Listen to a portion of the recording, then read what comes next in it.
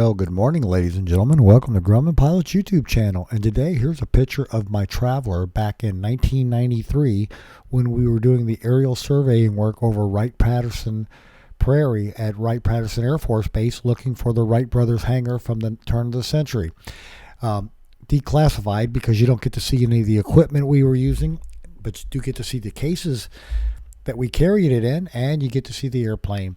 And just as a little teaser, here's what Huffman Prairie looks like on Huffman Prairie right outside of Air Force Base, and that is where the hangar was located back at the turn of the century. We would like to ask you please subscribe, hit the like button, and hit the notify to stay current with our content.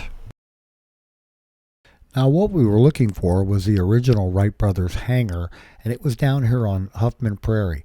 We had some pictures of it, what it looked like back in the day, but we did thermal scanning and a visual scan at anywhere from altitudes of 500, 1,000, 1,500. You get the idea, at different times of the day as the ground changed temperature, so it would radiate heat or absorb heat, and that's what the thermal camera was looking for.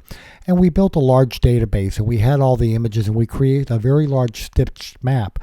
And when we looked at the stitched map, what we found was we could see where the location of the hangar was. We could see the walking path from the hangar down to the creek where the latrine was. We could see where the railroad tracks were. We could see where the trucks drove in and out of the hangar and which way they went, because that had compacted the soil over the years. And they were able to go out and verify that that's exactly what we had found. They had tried with archaeologists. They had tried digging trenches and taking gas samples, looking for timber, but had never found anything until we had the map and the registrations with the GPS, so we knew where we were looking at from the air. Worked out fairly well. I was very happy to do it.